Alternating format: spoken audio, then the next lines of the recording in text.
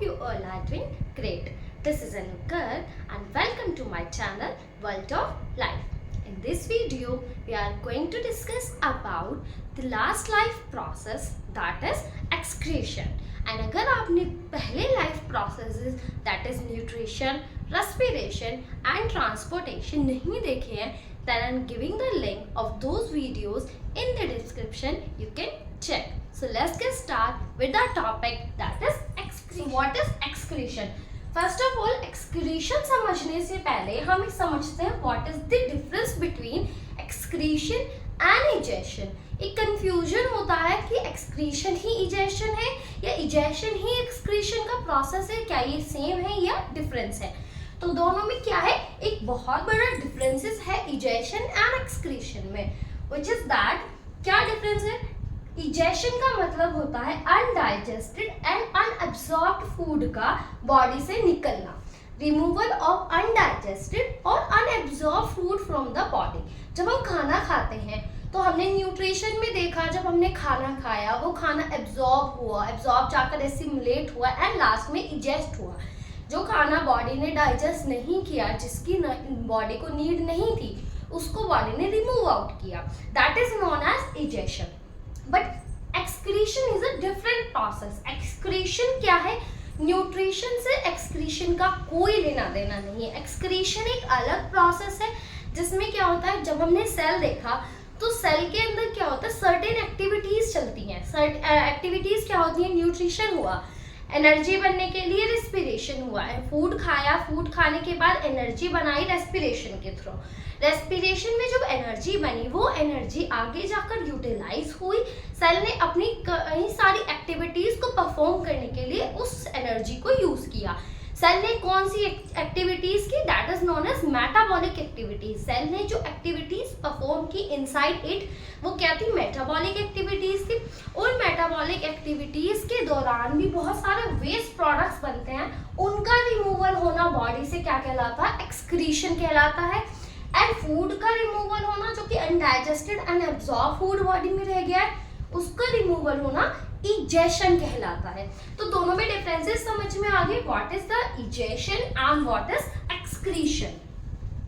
Egestion का मतलब है अनडाइजेस्टेड फूड का रिमूवल होना एंड एक्सक्रीशन का मतलब है मेटाबॉलिक वेस्ट का बॉडी से रिमूव आउट होना. अब मेटाबॉलिक वेस्ट से हमें समझ में आ गया, मेटाबॉलिक वेस्ट का मतलब है जब सेल के पास एनर्जी थी, उस एनर्जी को उसने यूज किया अपनी कई सारी एक्टिविटीज करने के लिए.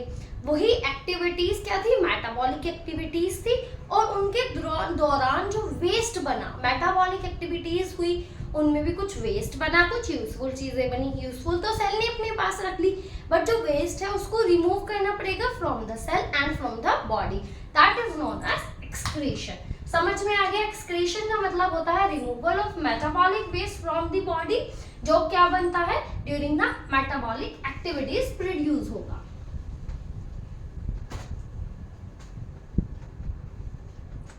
अब हमने अभी न्यूट्रिशन देखा, रेस्पिरेशन देखा, ट्रांसपोर्टेशन देखा. हमारे सभी लाइफ प्रोसेसेस में एक चीज कॉमन थी, दैट इज अ सिस्टम. एक सिस्टम प्रेजेंट है सभी लाइफ प्रोसेसेस को परफॉर्म कराने के लिए. सेम एज एक्सक्रीशन कराने के लिए एक एक्सक्रीटरी सिस्टम प्रेजेंट है इन दी लिविंग बॉडी. क्या प्रेजेंट है? एक एक्सक्रीटरी सिस्टम प्रेजेंट है एक्सक्रीशन की प्रोसेस को भी कराने के लिए. तो वो एक्सक्रीटरी सिस्टम क्या है, उसके अंदर क्या क्या इंक्लूड है? एक्सक्रीटरी सिस्टम में सबसे पहले इंक्लूड है पेयर ऑफ किडनी. हमने सबने वर्ड सुना है किडनी. किडनी क्या है? किडनी एक बॉडी ऑर्गन है और पेयर में होती हैं, दो होती हैं नंबर में. सबसे पहला एक्सक्रीटरी सिस्टम का पार्ट है that is pair of kidney. Next part क्या है? किडनी से कुछ ट्यूब लाइक स्ट्रक्चर, दो किडनी है, दोनों ही किडनी से वन ट्यूब लाइक स्ट्रक्चर निकलता है. That tube-like structure is known as ureter. Next, ureter tube-like structure है, कहीं ना कहीं जाकर एंड होंगे. एक पाउच-like structure या कह सकते हैं ब्लैडर में ये एंड होते हैं, that is known as urinary bladder. जहां पर जाकर ये एंड होंगे that is urinary bladder. And urinary bladder के बाद क्या आता है हमारा? यूरेथ्रा. ये 4 पार्ट्स हैं जो मिलकर क्या बनाते हैं, एक एक्सक्रीटरी सिस्टम बनाते हैं। कौन से पार्ट है, a pair of kidney, kidney का पेयर है, 2 नंबर में होती है, ठीक है। नेक्स्ट है हमारा ureter, urinary bladder and urethra. 4 parts हैं जो कि कंप्लीटली मिलकर क्या बनाते हैं, एक्सक्रीटरी सिस्टम बनाते हैं।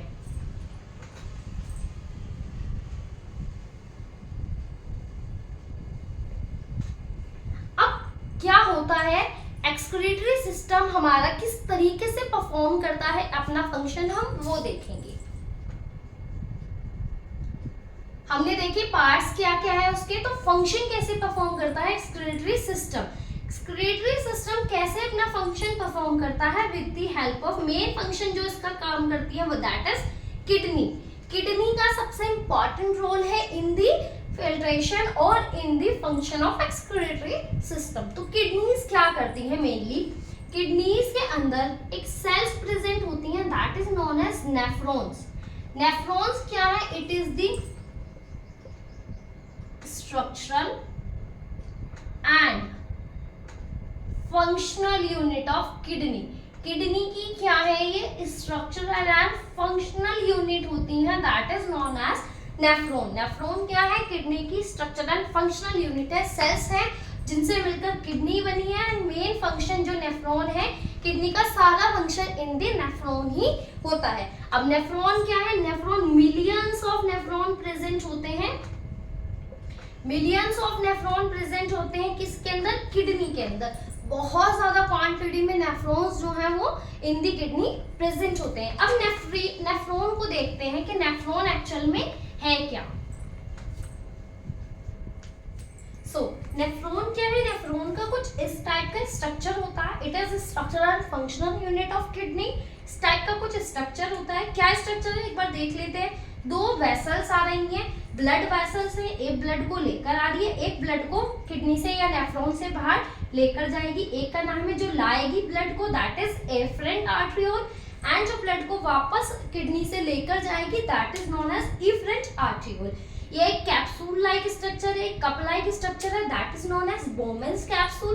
इसके अंदर एक बंच प्रेजेंट है ब्लड कैपिलरीज का that is known as glomerulus. ये ट्यूबुलर पार्ट है पूरा हमारा नेफ्रॉन का।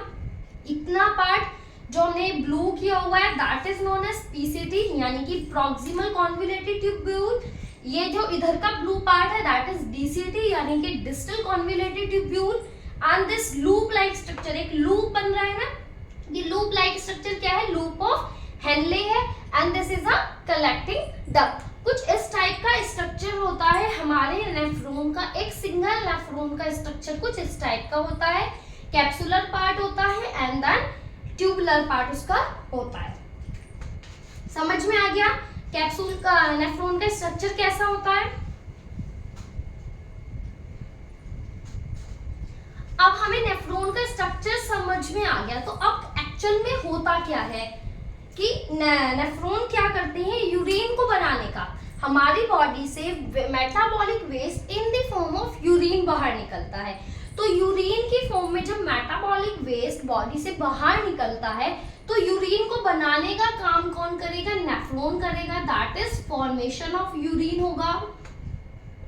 सो फॉर्मेशन ऑफ यूरिन किस टाइप से होगा अब वो समझते हैं। तो क्या होगा, ये कप लाइक पार्ट था हमारे नेफ्रॉन का, ठीक है। ये जो कप लाइक पार्ट है, कप लाइक पार्ट में क्या होगा, सबसे पहले यहाँ पर बहुत सारी ब्लड वेसल्स प्रेजेंट थी। एक ब्लड हमारी जो बॉडी है क्या होगा, जब सेल है, सेल ने मेटाबॉलिक वेस्ट बना लिया। अब बनाने के बाद वो क्या करेगा, वो खुद तो किडनी तक छोड़ने नहीं आएगा, वो क्या करेगा, ब्लड को दे देगा कि तुम इसको ले जाओ और इसको बाहर निकलवा दो बॉडी से। तो ब्लड क्या करेगा, उस मेटाबॉलिक वेस्ट को अपने अंदर डिसॉल्व कर किडनी तक ले आएगा, नेफ्रॉन तक ले आएगा। नेफ्रॉन्स के अंदर एफरेंट आर्टरियोल से वो अनफिल्टर्ड, जो फिल्टर होने के लिए ब्लड आया है, वो यहाँ पर एंटर कर जाएगा। एंटर करने के बाद अब क्या होगा, एंटर हो गया। अब ब्लड के अंदर बहुत सारी चीजें थी जो बॉडी को नहीं चाहिए, तो वो क्या होगी, इस कैप्सूल में एब्जॉर्ब हो जाएगी आके, यानी कि ब्लड अब फिल्टर हो जाएगा। ब्लड में जो भी ऐसी चीजें थी दैट इज अनवांटेड, वो ब्लड से निकलकर कैप्सूल में आ गई एंड ब्लड वापस चला गया। एफरेंट आर्टरियोल के थ्रू ब्लड वापस से बॉडी में फ्लो करने लगा। अब यहाँ पर जो चीजें आ गई हैं, अब आगे वो ट्यूबुलर पार्ट में भेजी जाएंगी, उसको आगे ट्यूबुलर पार्ट में भेजा जाएगा एंड देखा जाएगा ट्यूबुलर पार्ट में। आगे ये सारा ब्लड ट्यूबुलर, अब ये फिल्ट्रेट जो है ट्यूबुलर पार्ट में चला गया। अब इसको यूरिन बोल दें? नहीं, अभी भी ये यूरिन नहीं बना है, फिल्ट्रेशन हो गई बट यूरिन नहीं बना है। अब आगे जाकर क्या होगा, ये जो पार्ट है यहाँ पर जहां पर ब्लड की फिल्ट्रेशन हुई, क्या हुई यहाँ पर? फिल्ट्रेशन ऑफ ब्लड, यहाँ पर सिर्फ ब्लड की फिल्ट्रेशन हुई, that is the first step of urine formation. पहला स्टेप है ब्लड की फिल्ट्रेशन होना। ब्लड की फिल्ट्रेशन हो गई, अब ब्लड में से बहुत सारी चीजें हैं जो कैप्सूल के अंदर आ गई एंड ब्लड वापस चला गया है बॉडी के अंदर। अब आगे क्या होगा, ब्लड जो है इस ट्यूबुलर पार्ट से, जो पार्ट आया है ब्लड से निकलकर, ये ट्यूबुलर पार्ट में फ्लो करेगा। अब जब ये पीसीटी, इसे हमारा पीसीटी था यहाँ तक, पीसीटी के अंदर जब ये पार्ट आएगा तो पीसीटी देखेगा कि अरे इसके अंदर तो बहुत सारी ऐसी चीजें हैं फिल्ट्रेट के अंदर जो बॉडी को चाहिए। इसमें तो ग्लूकोज भी आ गया, इसमें तो बहुत ज्यादा अमाउंट में वाटर आ गया है, सोल्ट्स आ रहे हैं, ये तो बॉडी को भी चाहिए थे। तो यहाँ पर क्या होगा, यहाँ पर पीसीटी के अराउंड बहुत सारी, पीसीटी के और पूरे ट्यूबुलर पार्ट के अराउंड बहुत सारी ब्लड वेसल्स हैं। ये ब्लड वेसल्स क्या करेंगी, जो यहाँ से ये फिल्ट्रेट फ्लो होकर आ रहा है, इसमें से जो भी चीजें इनको चाहिए ये उसको वापस अपनी बॉडी में एब्जॉर्ब कर लेंगी। ठीक है, क्या होगा, जो भी फिल्ट्रेट यहाँ से फ्लो होके आ रहा है उसके अंदर जो भी यूजफुल चीजें हैं वो यहीं पर क्या हो जाएंगी, हमारी एब्जॉर्ब कर ली जाएंगी इन दी ब्लड कैपिलरीज और ब्लड वेसल्स। इस पूरे पार्ट को जहां पर ब्लड वेसल्स के थ्रू वापस से इस फिल्ट्रेट के अंदर से जो चीजें इस फिल्ट्रेट में यूजफुल थी वो एब्जॉर्ब की जाएंगी, that is known as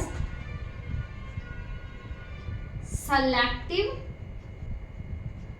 reabsorption. ये क्या है, सेकंड पार्ट है यूरिन फॉर्मेशन का। क्या होगा, अब सेलेक्टिव यानी कि कुछ सेलेक्टिव चीजें इस पूरे फिल्ट्रेट में से वापस बॉडी में एब्जॉर्ब कर ली जाएंगी through the help of blood vessels. कुछ सेलेक्टिव चीजें जैसे कि ग्लूकोज था, एक्सेसिव अमाउंट में पानी था इसके अंदर, सॉल्ट्स थे जो बॉडी को चाहिए थे बट ग्लोमेरुलस से फिल्टर हो गए थे, उनको क्या करेगी ये ट्यूबुलर पार्ट्स में से वापस ब्लड कैपिलरीज एब्जॉर्ब कर लेंगी, that is known as selective reabsorption.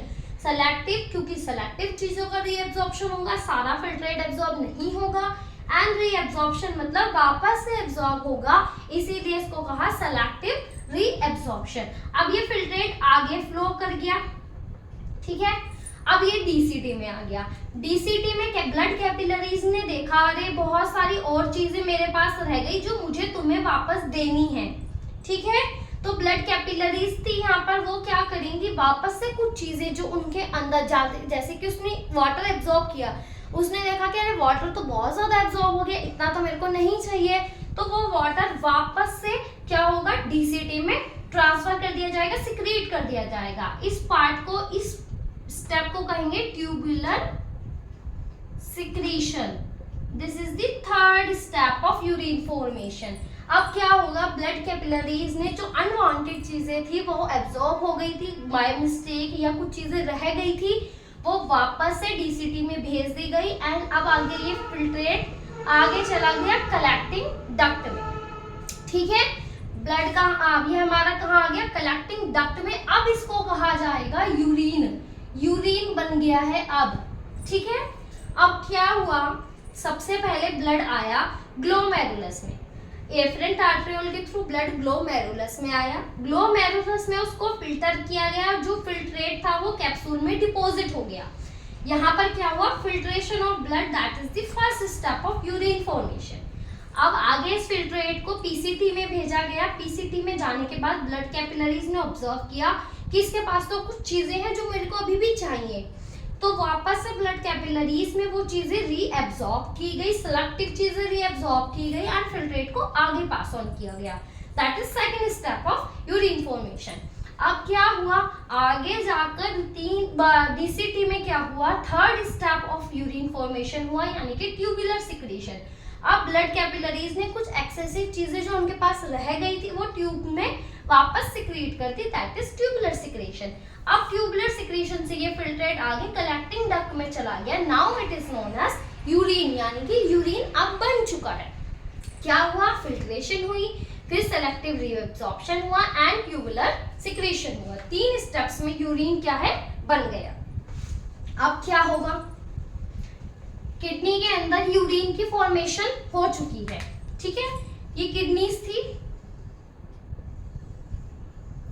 Kidneys के अंदर यूरिन की फॉर्मेशन हो चुकी है, यहाँ पर यूरिन है।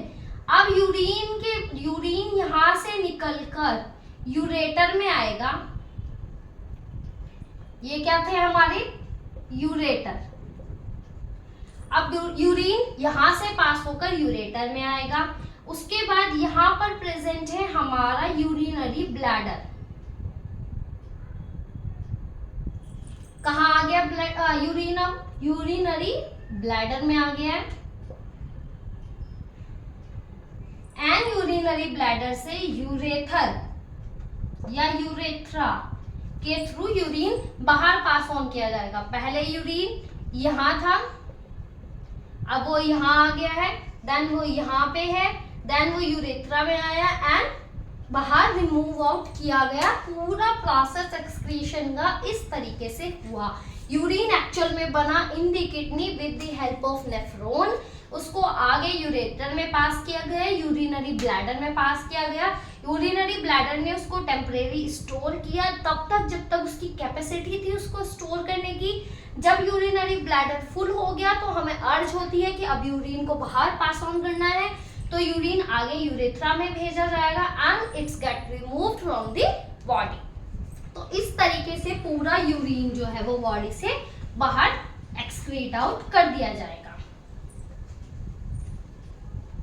तो समझ में आ गया कि यूरिन नेफ्रॉन का स्ट्रक्चर क्या है, यूरिनेशन किस तरीके से यूरिन बना, स्टेप्स क्या थे, फिल्ट्रेशन हुई पहले, उसके बाद selective reabsorption, tubular secretion and जो यूरिन किडनी में बना ureter, urinary bladder and urethra के थ्रू वो एक्सक्रीट आउट हो गया बॉडी से।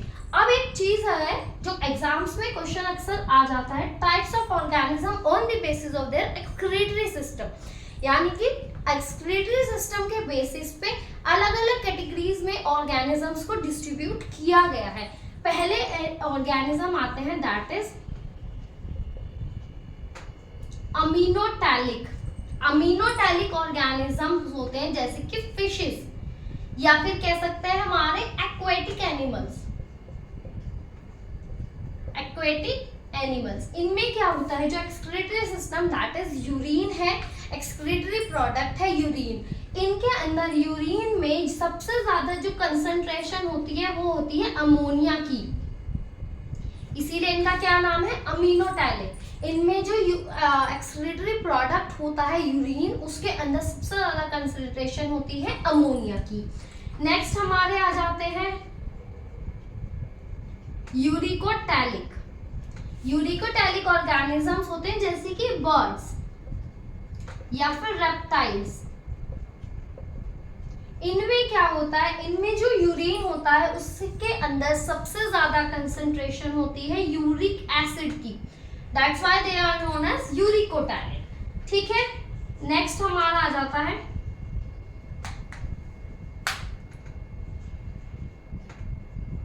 यूरियाटैलिक, दैट इज हमारे मैमल्स। इनमें सबसे ज्यादा जो यूरिन में कंसंट्रेशन होती है वो होती है यूरिया की, that's why they are known as ureotelic, यूरियाकोटैलिक। ठीक है, इनमें सबसे ज्यादा कंसंट्रेशन होती है यूरिया की। एग्जाम्स में क्वेश्चन आ जाता है कि फिशेस क्या होती हैं, बर्ड्स क्या होती हैं एंड मैमल्स क्या होते हैं। फिशेस होती है हमारी अमीनोटैलिक, वो होते हैं हमारे बर्ड्स, एंड रेप्टाइल्स होते हैं यूरिकोटैलिक, एंड नेक्स्ट हमारे मैमल्स होते हैं जो लैंड्स पर रहते हैं, दैट इज यूरियाटैलिक। तो ये है कुछ एग्जाम में क्वेश्चन। अब क्या है, हमने एनिमल्स का एक्सक्रीटरी सिस्टम देख लिया। अब बर्ड्स में भी प्लांट्स में भी क्या एक्सक्रीशन होता है? यस होता है। अब प्लांट्स में एक्सक्रीशन किस तरह से होता है? Excretion in plants. तो प्लांट्स में क्या होता है, बहुत ज्यादा अमाउंट में जब वाटर उनके अंदर प्रेजेंट होता है, वो क्या करते हैं, हम अभी पहले भी पढ़कर आए हैं, वो ट्रांसपीरेशन करते हैं एंड उसके थ्रू एक्सेसिव वाटर को बॉडी से बाहर निकाल देते हैं अपनी, ठीक है। उसके बाद उनके अंदर अगर बहुत ज्यादा ऑक्सीजन हो जाती है तो वो क्या करते हैं, रेस्पिरेशन के थ्रू बाहर निकाल देते हैं, ठीक है। बहुत ज्यादा CO2 उन्हें चाहिए तो वो क्या करते हैं, फोटोसिंथेसिस करते हैं, इसमें वो यूज कर लेते हैं, ऑक्सीजन को बाहर निकाल देते हैं या वो CO2 को बाहर निकाल देते हैं। इसके थ्रू CO2 बाहर निकल जाती है, इसके थ्रू ऑक्सीजन बाहर निकल जाती है, इसके थ्रू उनकी बॉडी से वाटर बाहर निकल जाता है। तो ये कुछ स्टेप्स हैं, कुछ प्रोसेसेस हैं जिनके थ्रू एक्सक्रीशन होता है इन दी प्लांट बॉडी।